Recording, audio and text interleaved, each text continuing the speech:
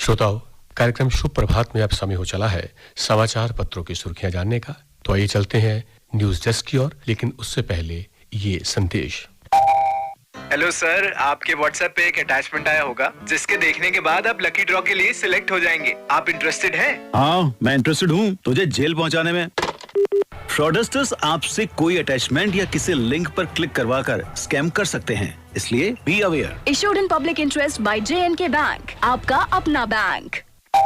Iodine हमारे शरीर के लिए अति आवश्यक है और बहुत कम मात्रा में इसकी जरूरत होती है। इसकी कमी से हमारे शरीर में कई तरह के रोग उत्पन्न हो सकते हैं, जैसे गिल्लट या घेंगा, दिमागी और जिस्मानी बढ़ोतरी में रुकावट, गर्भावस्था में मुश्किलें जैसे बच्चे का गिरना या मृत्यु पैदा होना, पैदाइशी नुक्स और गर्भ का न ठहरना आदि। आयोडीन की कमी से बचने का सबसे सरल और सस्ता तरीका है आयोडाइज्ड नमक का इस्तेमाल करें।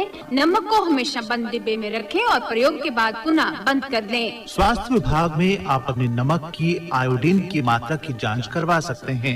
इसके लिए अपने नजदीकी स्वास्थ्य केंद्र से संपर्क करें। जारीकर्ता NIDDCP cell, directorate of health services, Jammu.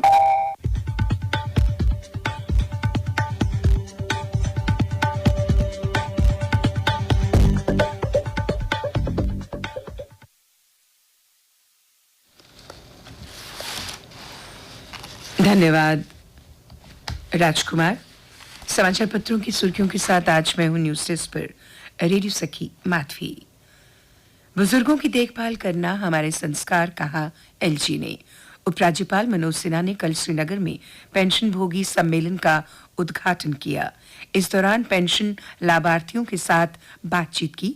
अपने संबोधन में उपराज्यपाल ने कहा कि बड़ों का आशीर्वाद सदैव अमूल्य होता है और जम्मू कश्मीर प्रशासन ये सुनिश्चित करेगा कि वे खुशहाल और स्वस्थ जीवन जिएं।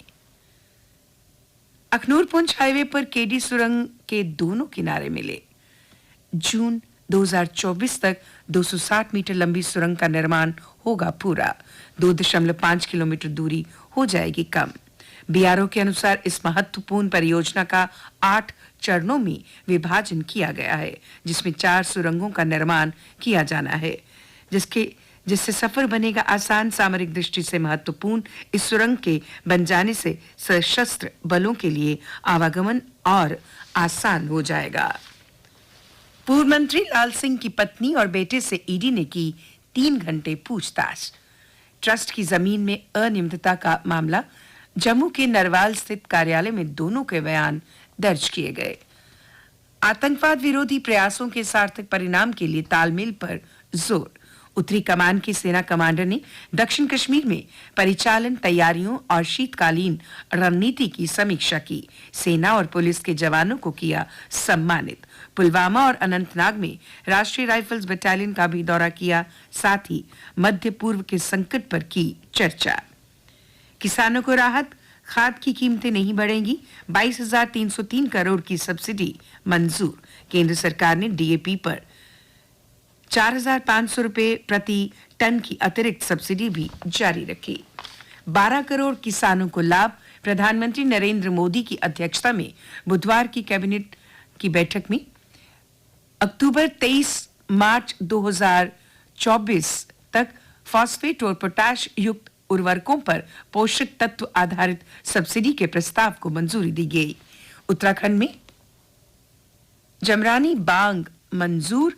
यूपी को 58% व उत्तराखंड को 42% पानी मिलेगा। प्रदेश की 47,607 हेक्टेयर जमीन पर होगी सिंचाई। दौड़ती पातालकोट एक्सप्रेस बनी बर्निंग ट्रेन, 4 डिब्बे जले। हादसे में 14 से अधिक यात्री झुलस गए, जिसमें 6 की हालत गंभीर है। स्कूली पुस्तकों में अब इंडिया की जगह होगा भारत। NCERT समिति की सिफारिश, प्राचीन इतिहास की बजाय शास्त्रीय इतिहास पढ़ाया जाएगा। नई शिक्षा नीति के आधार पर पाठ्यक्रम में संशोधन। रामलला की प्राण प्रतिष्ठा 22 जनवरी को करेंगे प्रधानमंत्री मोदी। श्री राम जन्मभूमि तीर्थ क्षेत्र ट्रस्ट का PM को निमंत्रण। 4,000 संत महात्मा होंगे शामिल। ऑनलाइन गेमिंग कंपनियों को 1 लाख करोड़ के नोटिस।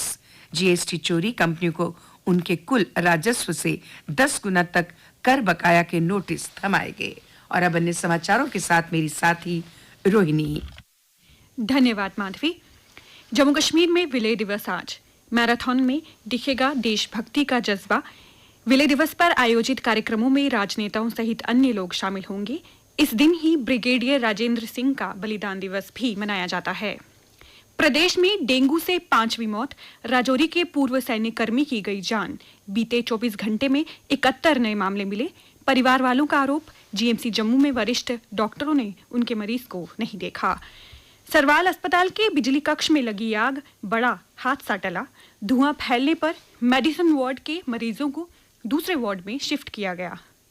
शहीद लेफ्टिनेंट कर्नल नारायण सिंह को समर्पित शौर्य द्वार का लोकार्पण कल होगा।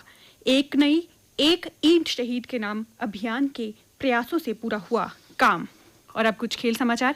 पैरा एशियाड में स्वर्णिम दिन। भारत ने जीते 6 गोल्ड। सुमित और सुंदर ने भाला फेंक स्पर्धा में विश्व रिकॉर्ड बनाया।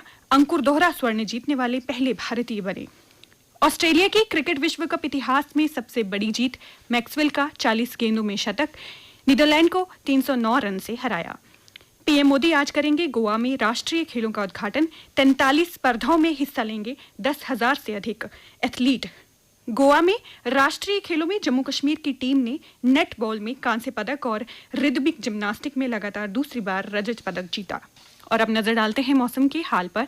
मौसम विज्ञान केंद्र की जानकारी के अनुसार आज प्रदेश में मौसम के साफ रहने की संभावना है। वहीं प्रदेश में 2 नवंबर तक मौसम के शुष्क रहने की आशंका है।